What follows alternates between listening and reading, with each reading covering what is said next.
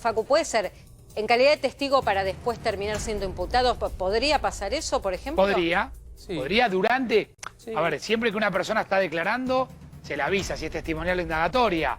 Aún siendo una testimonial, podrían, en el momento de la testimonial, parar la testimonial y, señora, a partir de ahora usted quede imputado y tomar una indagatoria. Mira, en el caso Tehuel, por ejemplo, declararon primero como Bueno. testigo, después quedaron de imputados a los días subsiguientes, porque encontraron que había inconsistencia, que había mentiras y demás. En este caso, como suele ocurrir en muchas causas penales, si hay una sospecha de que en algún momento se los puede llamar indagatoria, porque hay una presunción y demás, no se los llama como testigos. Claro. Se deja directamente y se espera al momento de la indagatoria si llega. En caso de que no llegue, van como testigos y aportarán o no algo sobre la causa. Bueno, ahí estamos. Javi, gracias. Gracias, Ahí estamos. Bueno, ya estamos sobre la 1 del mediodía, nos reencontramos de vuelta con Carlos González Prieto. Carlitos, ¿cómo te va? Hola, Carlos. Buen mediodía. Bien, ¿cómo Haciéndole están? el aguante a todo el equipo de Maxi. Sí, va a estar en un ratito Maxi desde su casa por una cuestión de cuidado, ¿no? Por unos días, probablemente a mediados de la semana ya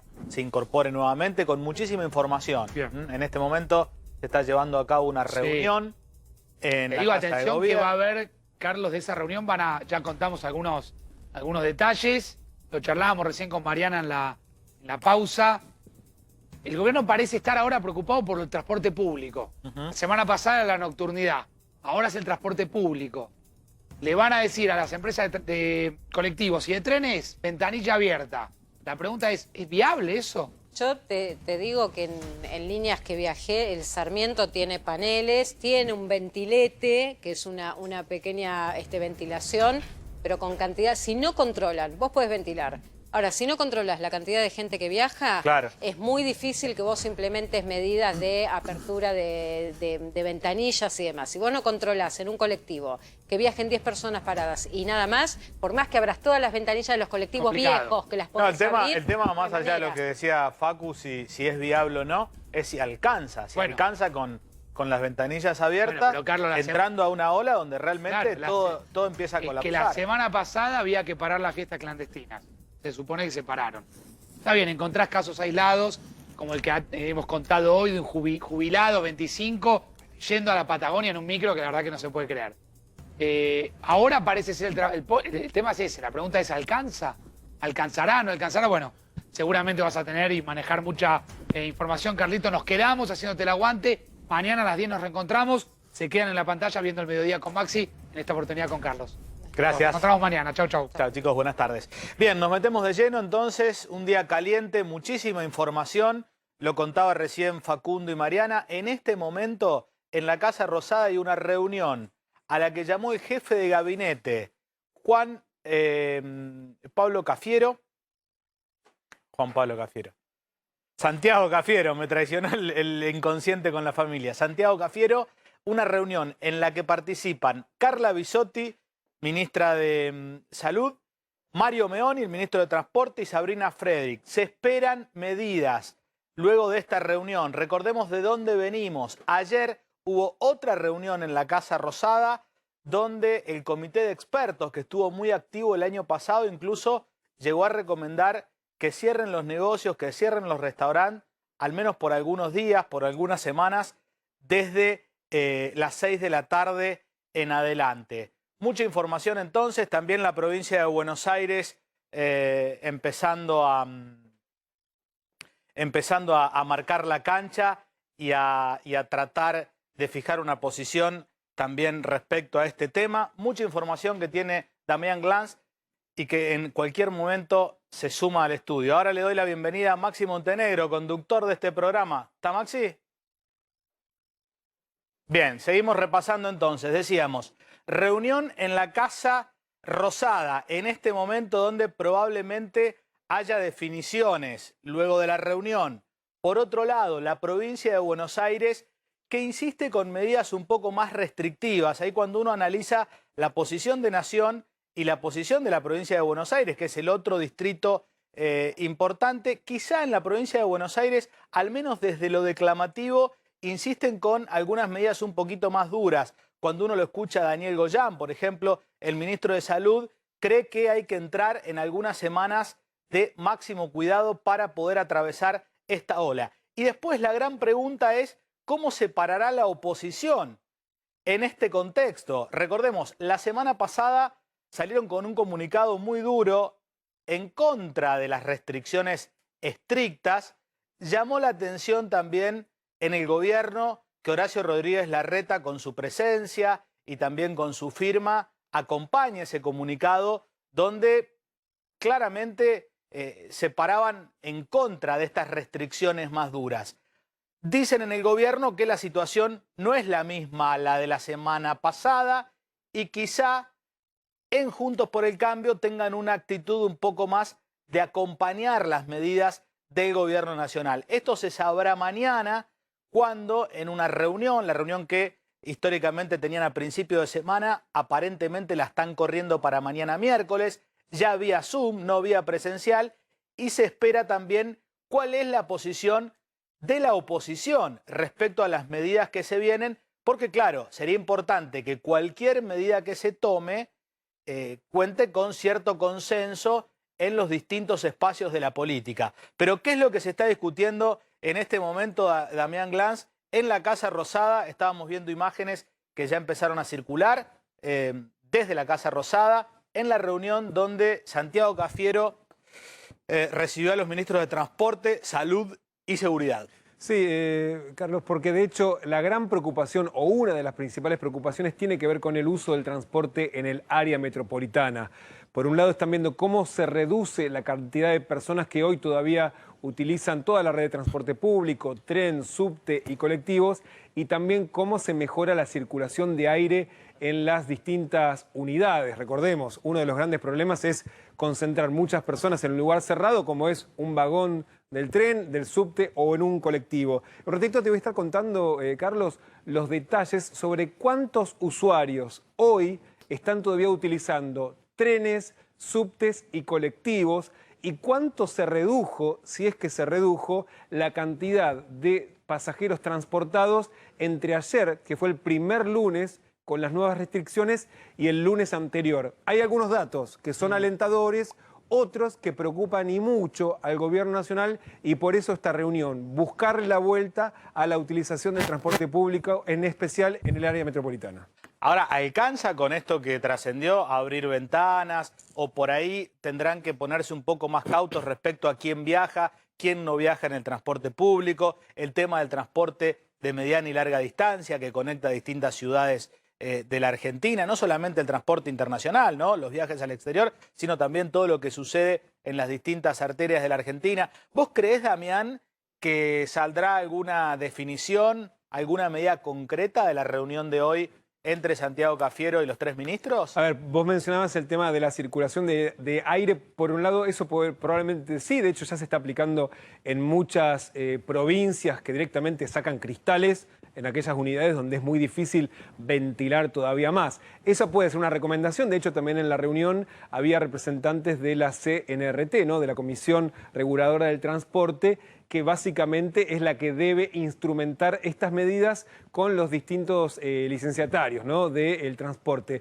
Pero lo otro, que es bastante más complejo, sobre cómo se depura la cantidad de usuarios que tienen hoy autorización para poder utilizar el tren, el subte o el colectivo, porque tienen el permiso de circulación con transporte público incluido. Esa parte es más difícil, y porque de hecho es lo que venimos hablando habitualmente, que, por ejemplo, si se limita exclusivamente a los trabajadores esenciales, que de hecho son los únicos que podrían viajar, sumado a la comunidad educativa y las trabajadoras del servicio doméstico, si se restringe con mucha precisión, se estarían quedando afuera, por ejemplo, todo el trabajador de comercio, trabajadores de la construcción, y ahí estarías sumando un problema a un sector que básicamente se estaba tratando de proteger. Por eso la dificultad. De todos modos, y un ratito vamos a los detalles. Sí. Te doy un dato para anticipar, Carlos.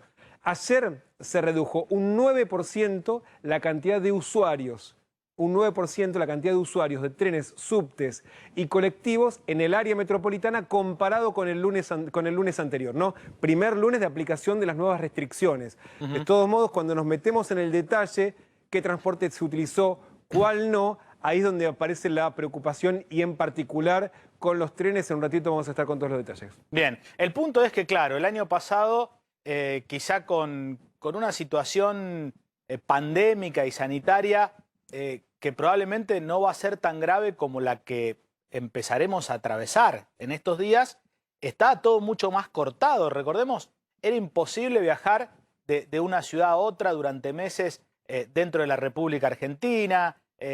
Uno salía con miedo, con el permiso, te paraban, te controlaban. Digo, con una situación sanitaria bastante peor a la del año pasado, estamos con medidas que son bastante más flexibles también que las que se implementaron durante todo el 2020, ¿no? Sí, y de hecho, Carlos, es por eso que ayer en esta reunión que presidió el jefe de gabinete, acompañado por otros integrantes del gabinete y en especial los especialistas, ¿no?, que asesoran al gobierno nacional, epidemiólogos, infectólogos y también sumaron algunos psicólogos, psiquiatras, médicos clínicos, le empezaron a proponer al gobierno otras medidas.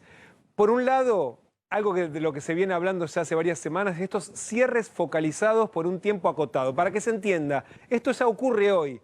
Son cierres focalizados de noche, de 0 a 6 no se puede circular, ¿no? Hasta el 30 de abril. Lo que están proponiendo es que estos cierres focalizados sean más intensos. ¿De qué se está hablando?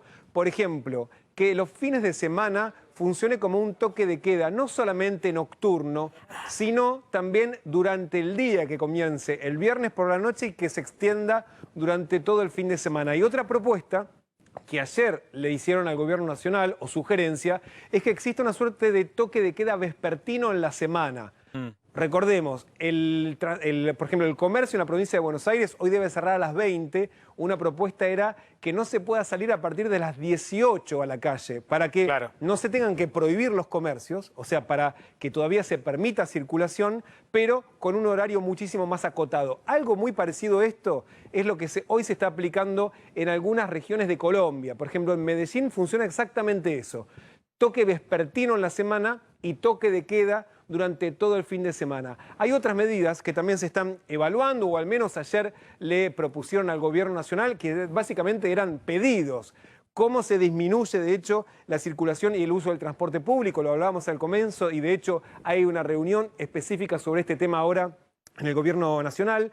Otra medida que está vinculada a la anterior, cómo reducir pasajeros en el transporte público. Una propuesta que están haciendo los especialistas es disminuir la presencialidad en las aulas, lo que no significa que se prohíban, pero por lo menos que el tiempo en las aulas sea menor o con menos burbujas en simultáneo, para que no haya tantas personas que tengan que tomarse el tren, el colectivo, el subte para ir a la escuela. Y por otro lado también restringir las reuniones y las actividades grupales, en especial en lugares cerrados.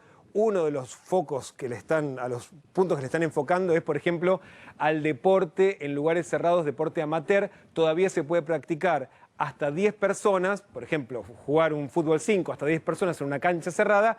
A partir de ahora están proponiendo que ese tipo de actividades no se puedan seguir haciendo. Y como te decía, no es prohibir para siempre, lo que están proponiendo es que sea muy claro el día de inicio y el día de finalización de esta restricción para terminar con esa sensación que a todos nos quedó del año pasado de medidas eternas, que se tomaban y se renovaban sin que tuviesen una finalización. La idea es que se propongan, por ejemplo, por 14 días y durante esos días no se realicen estas actividades y después se vuelvan a abrir, evaluando siempre, claro, cómo resultaron, ¿no? Recordemos que estas son las recomendaciones del comité de expertos, corregime. Después está la decisión política de qué hacer y qué no hacer en un contexto donde la economía, también ya nos va a contar Claudio Zlotnik, no está en un momento fácil, no hay tampoco para este año, no se prevé que pueda existir la ayuda con los ATP y tal para las empresas, es decir,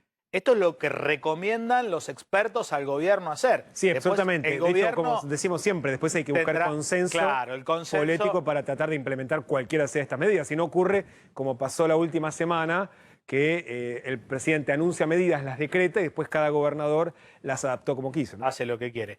Bien, ahora sí, ya estamos en comunicación vía Zoom con el conductor de este programa, con Maxi Montenegro. ¿Qué tal, Maxi? Buen mediodía, ¿cómo estás? ¿Qué tal? ¿Cómo están? Carlos, Damián, Claudio, ¿cómo andan? Bueno, a ver, algunas cosas para plantear, porque en última instancia lo que estamos viendo, ahora vamos a ver un poco qué está pasando con los contagios, hay un verdadero estallido de contagios, esto ya no tiene mayor discusión, no solamente por lo que muestran las estadísticas, sino por lo que uno escucha permanentemente hablando o con centros de testeos, o con los hospitales, o con los intensivistas. En un mes ha cambiado totalmente el panorama en términos de los contagios, en términos de lo que está pasando, incluso percibido en el sistema de salud, pero lo que está viendo también en la calle, lo vemos todos también a través de familiares, de amigos, de conocidos, donde se multiplican mucho más que lo que fue el año pasado los contagios. Se está sintiendo también en las burbujas que se crearon en las escuelas, donde los chicos cuentan que son varias las burbujas que todos los días quedan fuera de juego, es decir, que tienen que quedar aisladas en sus casas. Ahora vamos a ver lo que está pasando en términos de contagio, pero básicamente la pregunta de fondo, y con esto quería arrancar, es lo que estamos viendo en términos de la situación política y económica que se vive y las dificultades que tiene nuestra dirigencia, empezando por el propio presidente de la Nación, que está coordinando estas reuniones urgentes que hay en Casa de Gobierno, con el jefe de gabinete, con Ciudad, con Provincia de Buenos Aires, pero hay mucho temor respecto a qué medidas se van a tomar y cómo puede ser la aplicación de esa medida y que efectivamente tengan cumplimiento. Sin duda, con lo que estamos viendo en términos de contagios, otros países han tomado en esta segunda ola medidas mucho más inmediatas, y cada país tiene ahí la capacidad de hacer cumplir eso en base también a la situación política que tiene cada país. Claramente Argentina está en el peor momento, no solamente por lo que siempre contamos de lo que está sucediendo con la economía, sino también lo que está sucediendo desde el punto de vista del poder político y la dinámica que impone un año electoral. Estamos con un presidente que obviamente está muy temeroso de lo que se viene con esta segunda ola, porque no podemos contar con que la vacunación masiva frene el impacto que esta ola ya está teniendo en el sistema de salud y que puede tener en términos de mortalidad, pero al mismo tiempo hay un presidente que tiene muchas dificultades para poder coordinar dentro del sistema político alguna medida que sea cumplible. Estamos en un año electoral, y claramente cualquiera de las medidas que se tomen, si no hay un mínimo consenso político, va a ser de muy difícil cumplimiento, y en tanto y en cuanto no se cumplan, va a haber un impacto mucho mayor, no solamente en el sistema de salud, en la mortalidad, sino en última instancia también sobre la propia economía, porque claramente si esto sigue escalando, va a haber tarde o temprano un parate en distintos sectores, no porque vayan a ser cerrados, sino porque se van a cerrar o van a estar trabajando, como están ocurriendo en varias empresas ya, con mucho personal licenciado porque está contagiado. Ahora, ¿hay alguna manera de frenar esto? ¿Las nuevas medidas que se están evaluando tienen la posibilidad de frenar esto? Bueno, claramente, para que se fijen la dinámica que hay en la Argentina, las medidas que tomó hace poquitos días el presidente, todos creen que no hay chance de que pueda frenar esto que está ocurriendo, si bien el presidente, como decía Damián, quiere esperar algunos días más para ver si hay algún cambio en términos de la tendencia de contagios. Recuerdo además que venimos de un gobierno que autorizó libremente la circulación en la Semana Santa, ¿no? Donde se movieron más de 2 millones de personas y donde era cantado que en las 2 semanas siguientes iban a potenciarse todavía más los contagios que habían comenzado. Pero veamos un poquito qué está pasando en términos de los contagios. Ya hay un punto donde me parece que los números son más que elocuentes y más que repasarlos detalladamente, lo que hay que tener en claro es que sí, estamos en una situación crítica. Y ahora vamos a ver si el gobierno está efectivamente viendo si puede tomar algunas medidas que van a ser en cualquier caso muy distintas a las del año pasado. En el gobierno ratifican que no se va a tocar en este caso la industria. Recordemos que en abril del año pasado se cerró toda la industria automotriz, toda la industria que no era esencial, que no era industria alimenticia o farmacéutica. La industria automotriz el año pasado produjo 0 autos. Se cerraron todas las concesionarias de autos, se cerraron todos los comercios no esenciales. Bueno, eso no va a ocurrir en este momento, pero claramente lo que se está viendo en términos de contagio lleva a que tengan que tomar medidas adicionales a las que muy módicamente anunciaron en los últimos días.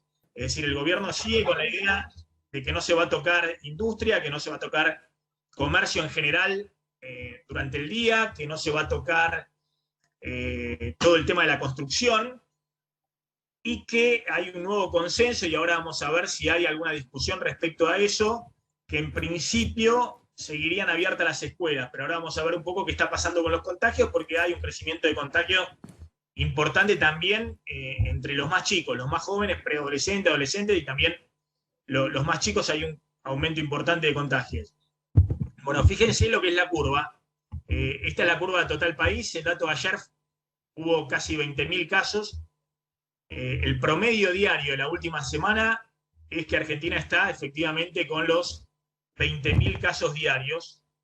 Que la Argentina está efectivamente con 20.000 casos, que es mucho más de lo que había en la primera ola. Es cierto que hoy se están haciendo más testeos, pero la dinámica es verdaderamente impactante. Hace 2 semanas había, o a principios de marzo, había una positividad del 15-16%, hoy estamos en una positividad promedio del 30%.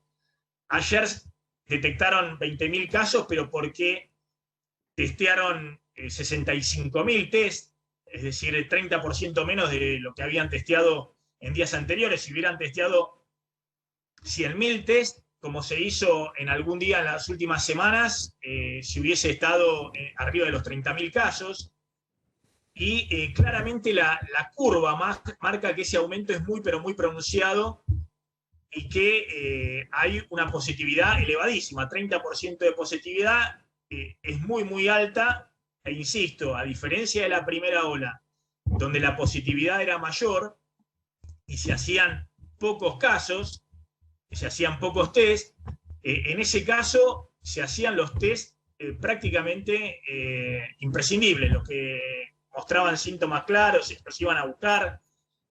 Acá hay una avalancha de demanda de la gente, porque hay mucha gente que está sintiendo síntomas, va, se testea, y 1 de cada 3 da positivo. Fíjense lo que pasa con las curvas, que es la cantidad de gente cada 100.000 habitantes que efectivamente está dando positivo.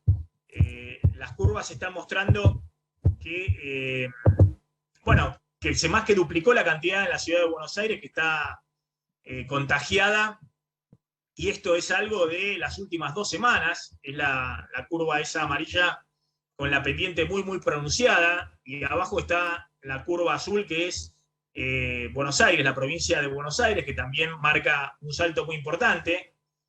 A principio de año, en la ciudad de Buenos Aires había 310 personas cada 100.000 habitantes contagiados en 7 días, y hoy hay más de 600 personas cada 100.000 habitantes, y ese salto en la curva también se ve en el crecimiento en la provincia de Buenos Aires, fundamentalmente en el Gran Buenos Aires, y eso tiene que ver con la cantidad de gente que ahora escuchamos, o amigos, conocidos o familiares que están contagiados. Efectivamente hay mucha más gente que aparece como positivo en los test en relación a la población que hay en la ciudad y en el Gran Buenos Aires.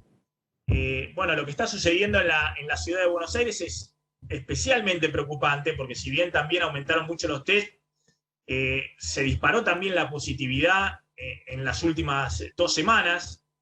A principios de marzo había 6% de positividad, hacían test y les daba 6%, es decir, 6 de cada 100 les daba positivo. Hoy en la ciudad de Buenos Aires ya los test están en el 17%, superando lo que fue el pico del brote de fin de año. Y en la cantidad de contagios, el dato de ayer, que hubo más de casi 3.400 casos en la ciudad de Buenos Aires, duplicando la cantidad de casos detectados que hubo en el pico de la primera ola, que fueron 1.500, 1.600 casos. Lo mismo está pasando en el Gran Buenos Aires, incluso con una preocupación mayor, porque la positividad en el Gran Buenos Aires se disparó también. Uno puede decir, bueno, están haciendo menos test que lo que están haciendo en proporción en la ciudad de Buenos Aires, pero con el mismo termómetro se duplicó la positividad en poco más de un mes en la provincia de Buenos Aires. Pasó del 22% al 42%. Estamos muy cerca de lo que pasó en el pico de la primera ola, que 1 de cada 2 testeados daban positivo, y la cantidad de casos es una avalancha en la provincia de Buenos Aires. Ayer fueron más de 10.000 casos, pero vienen un promedio de 12.000 casos diarios la última semana. Y en el interior del país la cosa está un poquito más lenta, como siempre ocurre, es decir, los contagios vienen multiplicándose en Ciudad y Gran Buenos Aires y después vienen creciendo fuerte en algunas provincias y en algunos centros urbanos, pero los datos no son por ahora tan dramáticos como lo que se está viviendo en el área metropolitana. Y quería mostrarles este último dato, que es muy interesante el corte que hace el contador Martín Barrionuevo respecto a quién se está contagiando, cuáles son los grupos etarios que se están contagiando. Por ejemplo, este es el corte entre chicos de hasta 9 años, y fíjense que todavía son obviamente una minoría los contagiados, pero hay un crecimiento muy marcado. En la última semana hubo 343 chicos menores de 9 años contagiados. Bueno, claramente en 2 o en 3 semanas se más que duplicó el número de chicos menores de 9 años contagiados. Es mucho más preocupante en los chiquitos preadolescentes y en los adolescentes, donde todos coinciden que hay un problema en el tema de contagios. En la última semana fueron 1.500 casos, y fíjense que es prácticamente el doble que había 2 semanas atrás. Ni qué decir respecto a principio de año. Esta es la segunda ola, es decir, un crecimiento muy grande, duplicación, 100% de crecimiento de los casos, como está ocurriendo en Ciudad y Gran Buenos Aires. En los últimos 14 días se duplicaron la cantidad de casos detectados, pero ojo con lo que está pasando también con niños y adolescentes. ¿Y cuál es el grupo principal hoy de contagios en la Argentina? Bueno, los que tienen entre 20 y 29 años. En la última semana se detectaron 3.400 casos.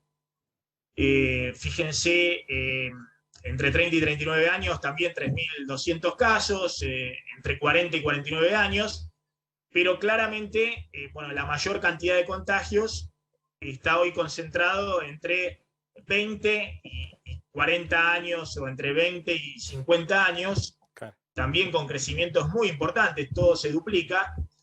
Y el único dato medianamente positivo, que puede tener que ver con mayores cuidados y en parte también con la vacunación, es que fíjense la liñita más baja, no ha habido un aumento significativo en los mayores de 80 contagiados. Ahí puede haber algo de vacunación y puede haber algo también de mayores cuidados.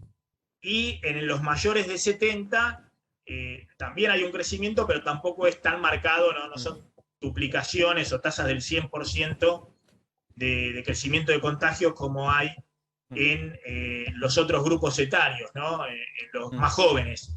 Sí, entre 60 y 70 años, que todavía no está llegando para nada ahí la vacunación, que es una ínfima parte de los que se han vacunado entre 60 y 70 años, sí hay una tasa de crecimiento también muy grande de casos, ¿no? Estos son la cantidad de casos diarios detectados en la última semana, promedio de la última semana, casos diarios detectados. Muy interesante, sí, detectados. Muy interesante lo que estabas mostrando, porque claro, tiene hasta cierto sentido común, ¿no? En la edad etaria, Maxi, donde más se relajan o más nos relajamos, que entre los 20 y los 40 suben los contagios.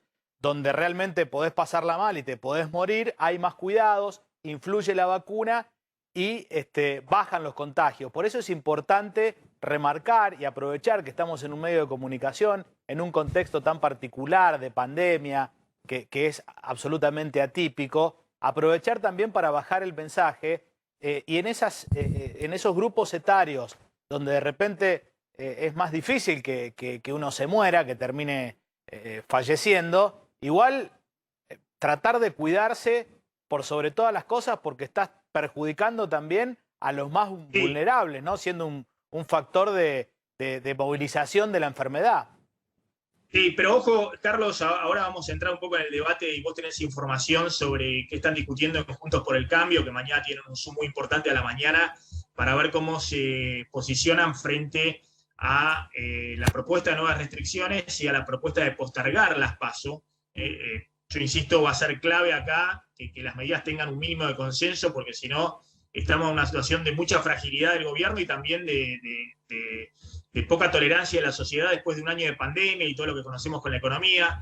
Glass tiene datos adicionales respecto a qué otra medida se podría tomar con este tema de extender el toque de queda, es decir, que haya un corte más temprano, como han hecho otros países, antes de tomar otras medidas más drásticas. Pero justamente vos hablabas de los más jóvenes que se contagian y que en su mayoría obviamente no van a terapia intensiva, pero ojo por ahí con lo que está pasando en las terapias intensivas, que tengo entendido que están viendo justamente también llegar gente más joven de lo que ocurría en la primera ola. Tenemos la posibilidad de hablar justo con una persona clave.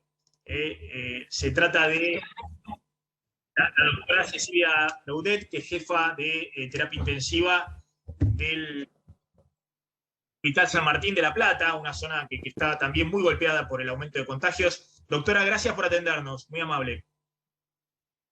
Muchas gracias a ustedes y saludo a la audiencia. Bueno, doctora, hubo este fin de semana mucha preocupación porque más allá de la medida del gobierno y más allá de lo que discuten los políticos, salió la Asociación de Terapia Intensiva, salieron varios centros de salud públicos y también privados, además las prepagas, los prestadores, sanatorios y clínicas, a alertar con lo que estaba pasando en las terapias intensivas. ¿Qué es lo que está sucediendo, lo que usted puede ver ahí en el Hospital San Martín de la Plata? Es un hospital importante. Lo que estamos notando es que la demanda y la necesidad de terapia intensiva es mayor. Y si bien hasta hace poco más de un mes estábamos trabajando para el área destinada para los pacientes más críticos que requieren ventilación mecánica, ¿no?, de COVID, era más o menos la mitad de ocupación que teníamos. En los últimos 10 días, por decir de alguna forma, hubo un crecimiento exponencial y en este momento, por ejemplo, el área destinada para eso está al 100% y hemos tenido que habilitar otras áreas, ¿no? Nosotros teníamos 2 terapias intensivas, una exclusiva para pacientes con esta patología y otra para las otras patologías. Y lo que nos sucedió es que ya cubrimos una al 100% y ahora estamos tratando de hacer una gestión interna de los recursos de disponibilidad de camas para poder ingresar a esos pacientes también, y ya tenemos pacientes en áreas que habitualmente no eran pacientes COVID. El año pasado pudimos manejarnos con el área destinada a los pacientes COVID sin tener que aumentar mucho más esa capacidad, y ahora nos está pasando ya con este crecimiento que hemos tenido que usar la terapia que era para otras patologías para pacientes con COVID. Así que estamos también tratando de derivar pacientes y demás, los que se tienen que externar para poder darles lugar. ¿Qué proyección? Perdón. Más allá, perdona Carlos, más allá de la realidad paralela, ¿no?, que contamos, se empieza a vivir de nuevo en las terapias intensivas, en los hospitales, respecto a lo que ocurre en la sociedad, que también ve que aumenta el número de contagios, pero no lo percibe tan dramáticamente como ocurre dentro de los hospitales. Ustedes ya empiezan a suspender todo el tema de cirugías programadas u otro tipo de tratamientos para tratar de dar espacio a las terapias COVID. Sí, es así. Cada institución en general tiene su propio comité de crisis con reuniones regulares que ahora se han, por supuesto, hecho mucho más frecuentes, y ya tenemos la orden, la situación de no hacer cirugías programadas, cirugías de gran envergadura que se puedan postergar, y bueno, y todo lo que son derivaciones y otras cuestiones en un hospital de alta complejidad que muchas veces venían por consultas o por derivaciones específicas, se han suspendido por el momento para dar lugar a esta alta demanda, ¿no? Porque ya tenemos el área ocupada con pacientes COVID y otras áreas que se están empezando también a complicar mucho. Así que no, en estos momentos todo va a ir más porcentualmente para hacer atención a pacientes con COVID. Doctora, ahora hay una pregunta. Carlos, tenés una pregunta para la doctora. No, digo, ¿qué perspectivas tienen en el mediano y largo plazo también? Si creen que este momento de saturación que le contaba recién a Maxi, donde está ya completo el espacio para enfermos COVID, ¿es una situación pico o puede agudizarse esta situación, doctora? Bueno, lo que sucede claramente es que estamos viendo que no solamente nosotros tenemos el área saturada, sino también, estoy, ¿no? Sí, la escuchamos. Perdón.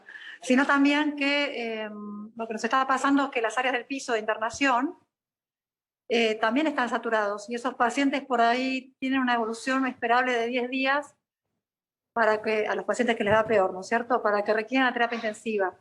Entonces lo que estamos viendo es que si dentro de 10 días, ¿no?, de aquí en más, no tenemos posibilidad de darle chance a esos pacientes que están hoy en el piso con oxígeno nada más, vamos a tener muchos problemas, porque ya estamos con una ocupación muy, muy importante. Y esto es así, no es que entran y ya directamente van a terapia intensiva. Hay algunos casos que sí, pero hay pacientes, un gran porcentaje, que tienen una evolución previa, internados por su gravedad, en pisos o en áreas menos complejas y que después a los días necesitan esta complejidad. Así que la verdad que esperamos que la demanda aumente porque está llena el área también de piso. Claro, y además hemos hablado, digamos, con otros centros de salud, hablamos hace unos días el viernes pasado con el Hospital Austral ahí en Pilar, que es también un centro de salud muy grande, privado y demás, estaban colmada la terapia intensiva. Esto ha sido muy rápidamente, usted habla en 10 días, empezaron a caer la cantidad de pacientes que requerían terapia intensiva.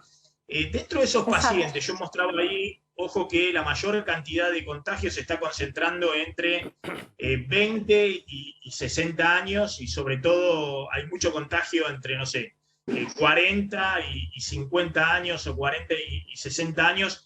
¿Empieza a estar en terapia intensiva una mayor cantidad de gente menor a 60 años, menor a los grupos de riesgo habituales? Sí, lo estamos notando que las edades promedios son menores con respecto al pico del año pasado y es notorio, ¿no? Gente más joven, por ahí el promedio es 55 años, pero bueno, por supuesto que en ese promedio tenemos pacientes de 40 años, incluso menores, y pacientes que promedian los 50, 55 años. Eso es notorio, es lo que estamos viendo ahora, y bueno, esperamos que la progresión sea en ese sentido. Y son pacientes graves, ¿no? Los que nosotros entramos son los pacientes que requieren ventilación mecánica. Claro. Ustedes obviamente, como están haciendo todos los médicos y demás, dicen, bueno, resuélvanlo los políticos, resuélvanlo, qué sé yo, los dirigentes corporativos, las empresas, pero acá la única fórmula que yo tengo para poder manejar esto es que me frenen la cantidad de contagio.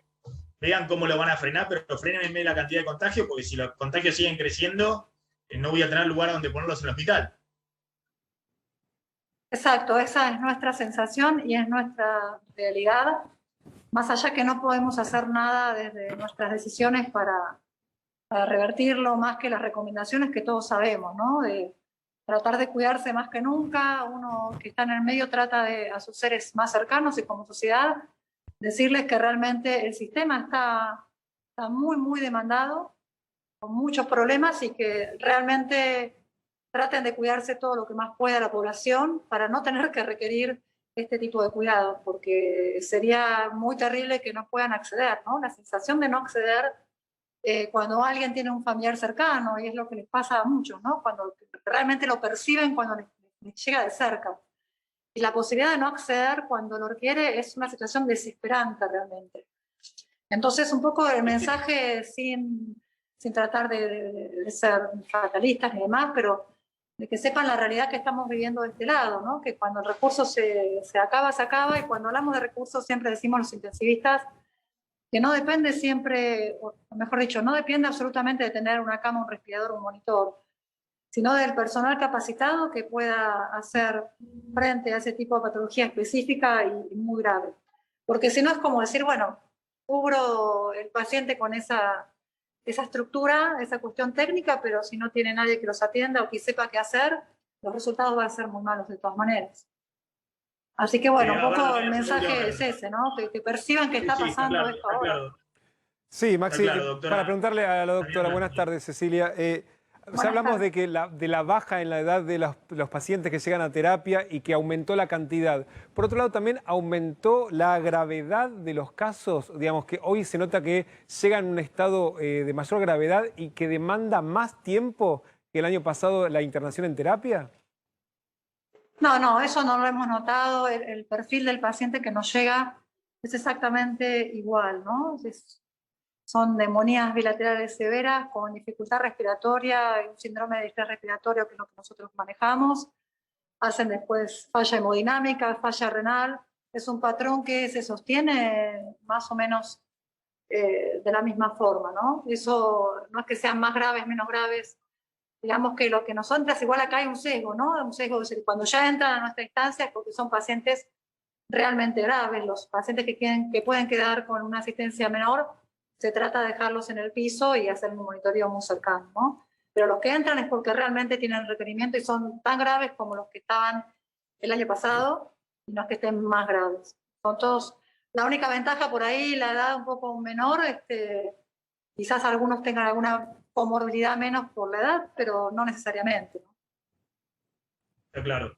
Doctora, muchas gracias. Y bueno, obviamente le agradezco estos minutos, está full, todos los intensivistas a esta hora están particularmente ocupados, van, vienen, no tienen tiempo ni siquiera para poder almorzar. Gracias, doctora, y bueno, esperemos que esto pase pronto y es muy importante también el mensaje que usted transmite. Gracias, muy amable. Bueno, muchas gracias a todos ustedes, saludos a la audiencia. Adiós. Bueno, a ver, ahora vamos a hablar con alguien que estuvo ayer en la reunión con el jefe de gabinete, sí, y los equipos de expertos, infectólogos, intensivistas. También se sumaron psiquiatras y psicólogos para ver cómo se aborda este tema de si hay nuevas medidas restrictivas. Lo que me parece claro que hay que decirlo es que nosotros venimos contando que no va a haber un cierre como hubo el año pasado, que no hay margen para eso, que el ministro de Economía, Martín Guzmán, dijo hagan cualquier cosa, pero acá encima, si se cierra como el año pasado, se me derrumba la recaudación, hay que disparar el gasto COVID de nuevo, no se puede hacer, vamos a una crisis mayúscula, eso no va a ocurrir. Pero claramente hay que tomar una medida, porque si no, la crisis va a ser un desborde total, más allá de un desborde social, político, un problema mayúsculo. Es decir, Argentina no es Estados Unidos, que en algunos casos podía tener en Nueva York desbordados los hospitales, y lo mismo tenía un sistema político robusto, tenía la posibilidad de derivar, iban, no sé, la Armada y armaba hospitales especiales. Está claro que Argentina no es Estados Unidos, no es ninguno de los países europeos. Bueno, justamente porque no es ni Estados Unidos ni los países europeos que estos últimos vienen tomando medidas muy drásticas de restricción frente a la segunda ola, y así han logrado, además de la vacunación acelerada en algunos países, en Inglaterra, no en el resto de los países europeos. En el resto de los países europeos fue más que nada medidas de restricción, frenar el aumento de contagio. Pero claro, tienen del otro lado la posibilidad de asistir totalmente a los sectores que cierran.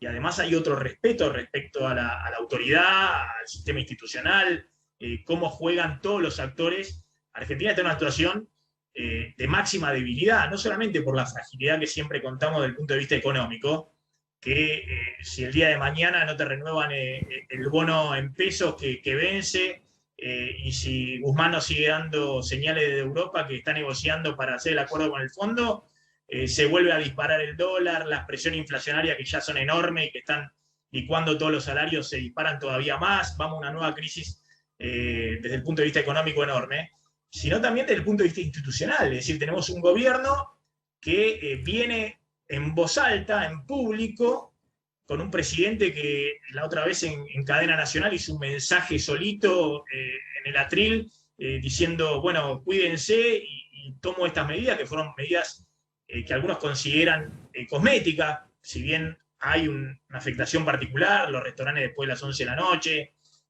o algunos sectores de entretenimiento y demás. Bueno, claramente frente a lo que es la segunda ola, se requiere otro tipo de medidas. Ahora, ¿cuáles pueden ser esas medidas para que puedan ser cumplidas y no termine siendo mayor todavía el caos? Es decir, porque encima de no se cumplen, el desborde llega igual y tenés protestas por todos lados. Hoy, porque hay una medida también de restricción para el tema del turismo y demás, estuvo cortada la 9 de julio toda la mañana. Sí.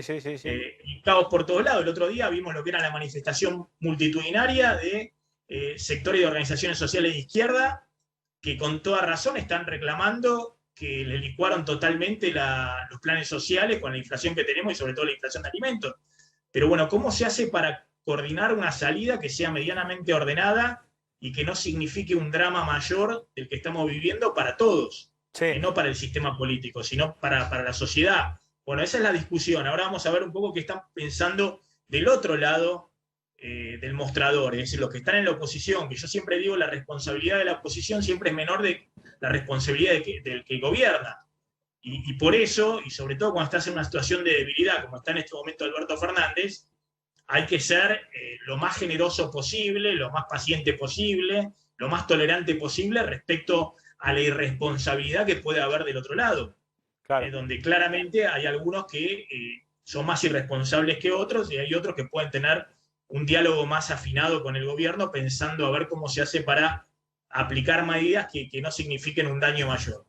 Vamos a hablar con una de las que estuvo participando en la reunión de ayer.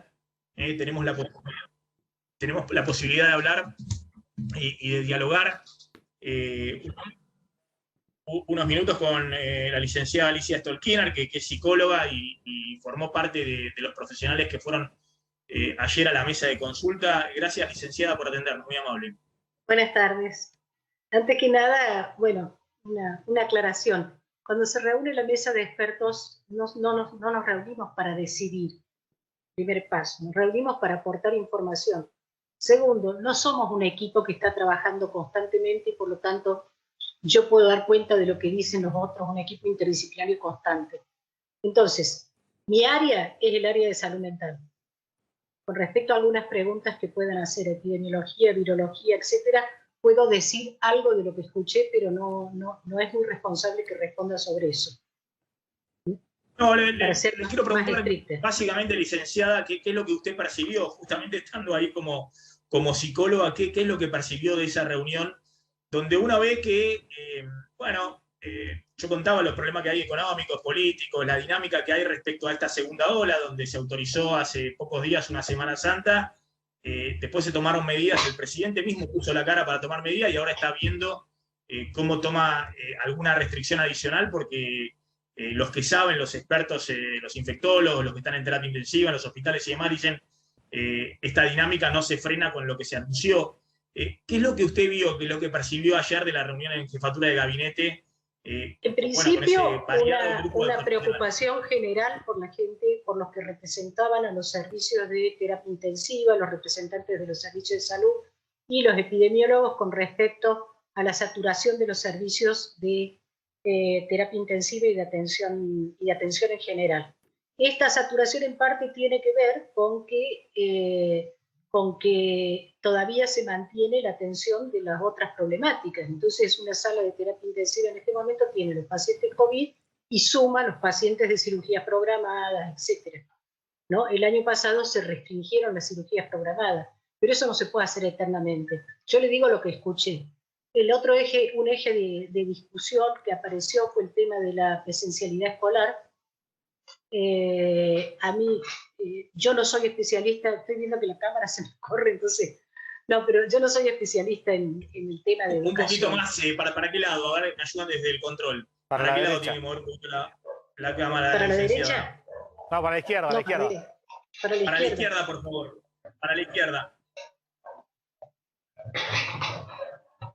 Ahí estamos mejor. Es que, qué extraño, porque es una... Ahí se corre, ahí se estamos, fue para otro lado. Ahí estamos, licenciada. Bueno, lo que le decía, yo no soy especialista en escuelas, en el funcionamiento escolar, entiendo desde el campo de la salud mental la importancia que tiene para los niños y los adolescentes la presencialidad, el retorno con sus pares, etcétera, pero esto no puede ser lo que defina una decisión donde se juegan vidas de personas.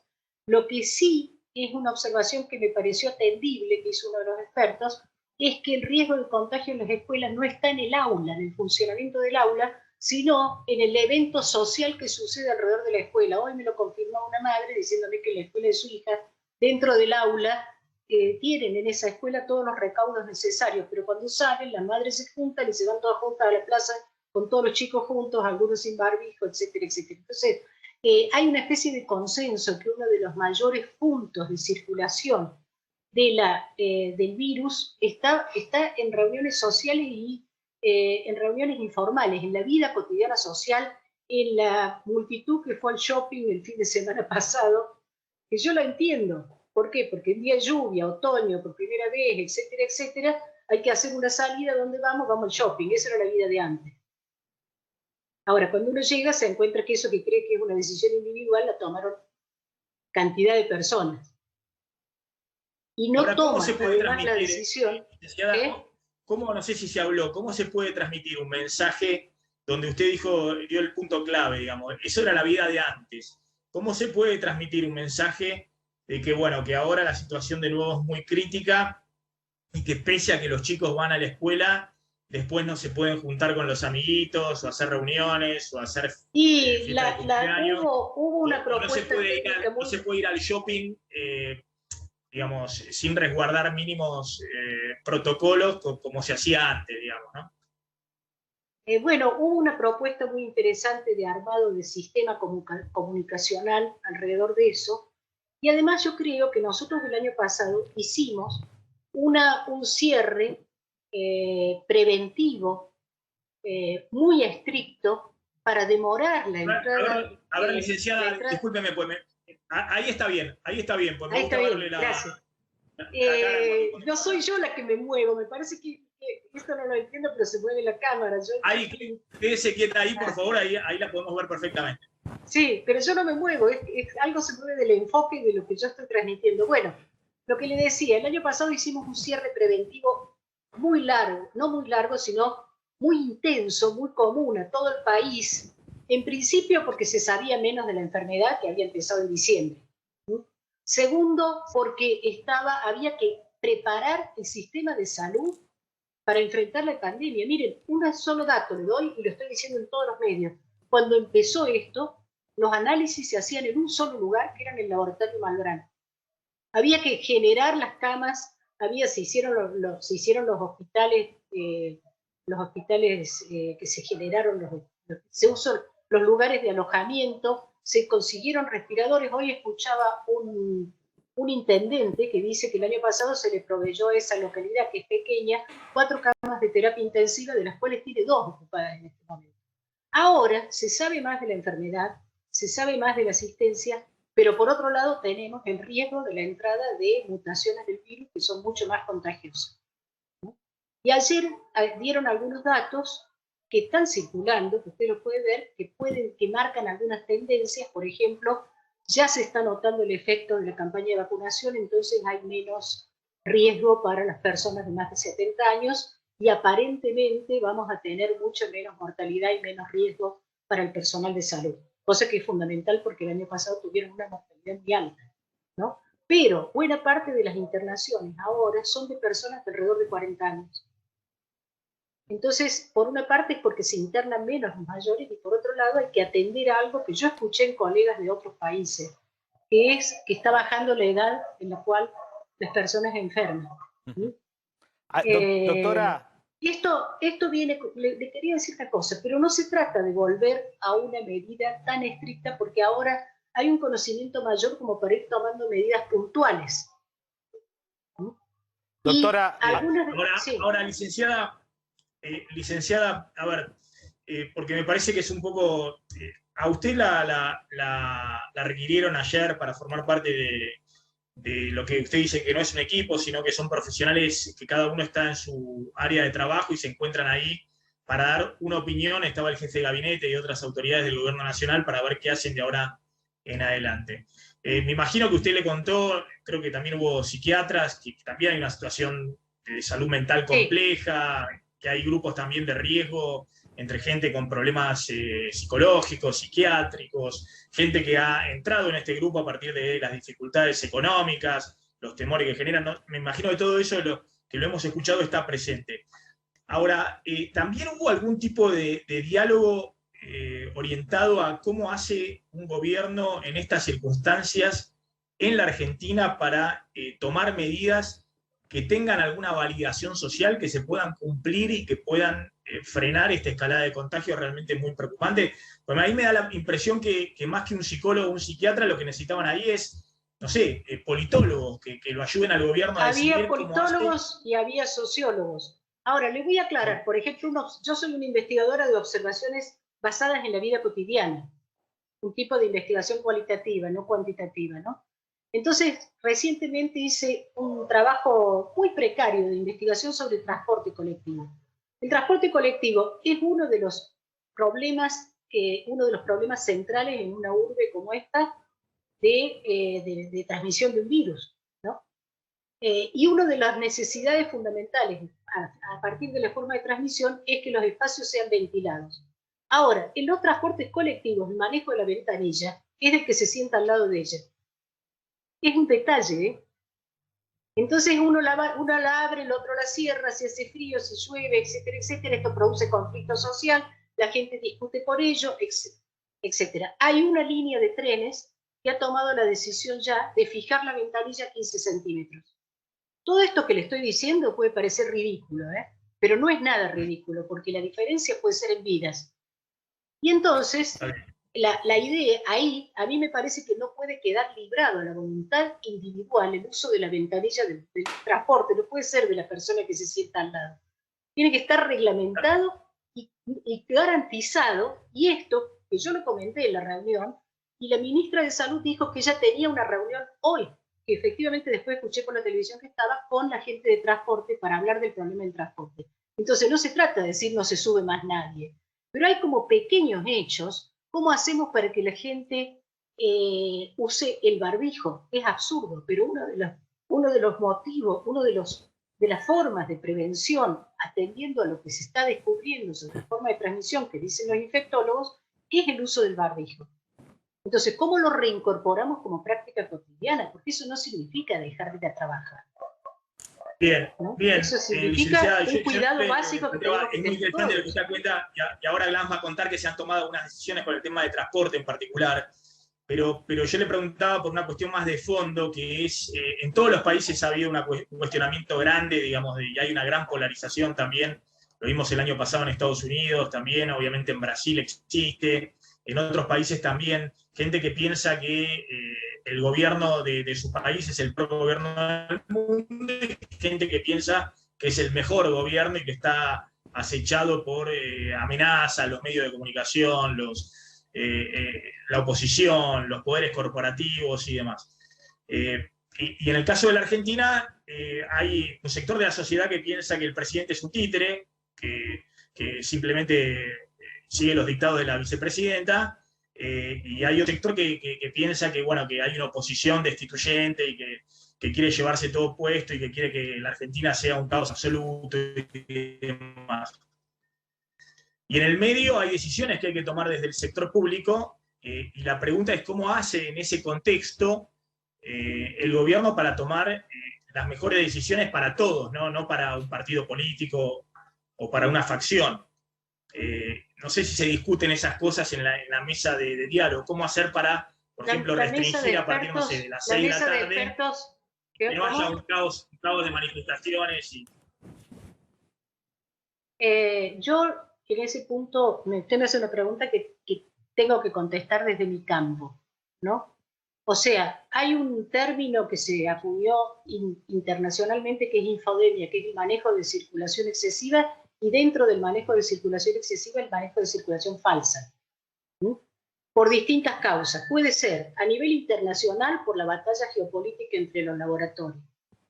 Por ejemplo, recientemente circulaba que hay una de las vacunas que produce embolia, pero el riesgo de embolia de esa vacuna es menor que un vuelo en avión, que el riesgo de embolia en un vuelo de avión de 12 horas, por ponerle un ejemplo.